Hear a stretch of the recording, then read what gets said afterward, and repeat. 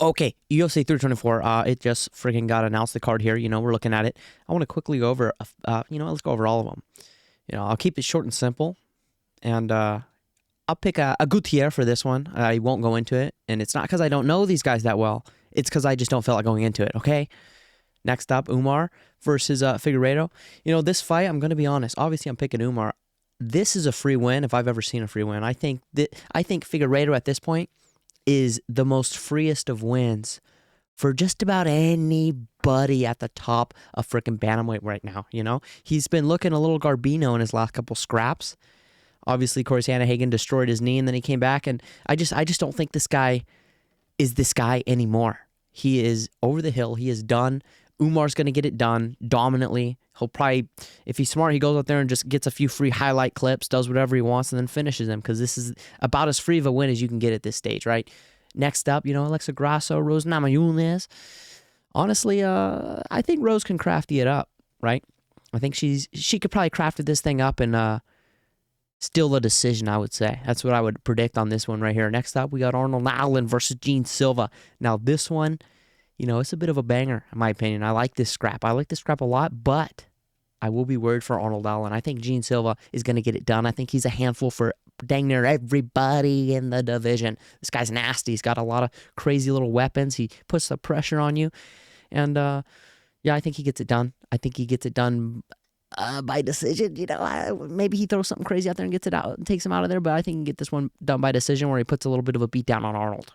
But we shall see, right? Next up, Waldo. Where's Waldo? He's right here fighting again against Derek Lewis. Now this fight, okay, so when Derek Lewis fights, you always go, well, he can crack him. He's got the chance. He can put him out. He can take him out. But honestly, I don't even know if that's the case anymore, right? I think Waldo goes out there and lands a couple good shots. We might see Derek crumble up a little bit.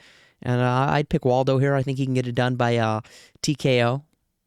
If not decision. But I honestly think he can get this done by TKO. I think he might hit Derek with something big, and Derek might just fold up, and he'll take another win, and then he'll call for Tom right after, and or he'll just fight again in a couple of weeks. But I've got Waldo in this one. But, I will be rooting for Derek Lewis. I always like to see Derek get a win. That being said, we're moving up. Sugar Sean O'Malley, Song Yadong. Now, Yadong and Sean, this is a great little scrap here. I like this scrap a lot, and it was rumored to happen for a little bit here. I think this is pretty expected for what was next to come for Sugar Sean O'Malley here. I think he's going to get this one done, right? I think he's got a lot of tools on the feet, and I think he's going to go into this fight a whole lot more confident. He's not fighting Marabi anymore. He's not going out there, well, I got to get ready to be freaking taken down a bunch of times and pushed against the fence. He's going to go out there and say, well, let's get a little striking action going. I think he's going to piece up Yadong, and 3-rounder, I think he's going to get the decision here. Sugar Sean over Yadong. Decision. That's my early little prediction here. Oh, and now this fight, pretty expected as well. Kayla Harris, she kind of disappeared. She won the belt, disappeared. I always see videos, people, they're like, there's no American champions. There's no Oh, wait, Kayla Harris. It's because she disappeared. You forget she's even there. You forget she's the champ because she just dipped out. No media, doesn't put anything out there. Disappeared. And now she's back. She's fighting Amanda Nunes. Some will look at this as a super fight, Amanda Nunes coming back. I think, honestly, I'll be confident in picking this when I see how Amanda looks, right? How she looking. If she comes in shape and she's got, if she comes in shape, then I would pick Amanda. But if she comes in with a little fluff around the hips, a little muffin top action, and she's, a long layoff coming in here against Kayla Harrison, who is a bit one-dimensional, but Kayla's going to come in looking like, a little Lesnar. She's going to come in looking jacked. So it's always easy to pick the chick who looks real jacked, right?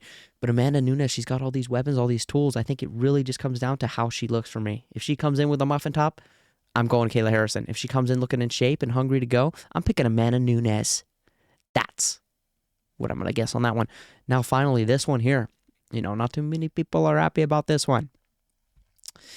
And for obvious reasons, right? Armin, you're like, what? He just finished Dan Hooker. Isn't he the next guy? What's going on? Taporia's taking a layoff. And instead of Armin getting thrown in here against Patty or Justin, they're just booking this fight. And they're going to slap an interim belt on it so it can headline this card. Fair enough. As far as this fight goes, man, I can see Justin getting it done. I really can. But Yeah, I want to pick Patty. I might go ahead and pick Patty here. I think just jiu-jitsu. Justin doesn't know what jiu-jitsu is. You know, if you can get him to the ground and get to a position, I think Patty's going to be able to find that neck. But that being said, you know, Justin, he has faced the top of the top grapplers. He's felt the best of the best in Khabib. He's felt the best and the best in Charles. So he's not going to be surprised here. It's just a matter of if he comes in prepared or not, right? Usually when you got a young contender going against an old guard, as some would say, you would favor the young guy because you're like, well, he's young, he's more active, he's on momentum, he's always in shape.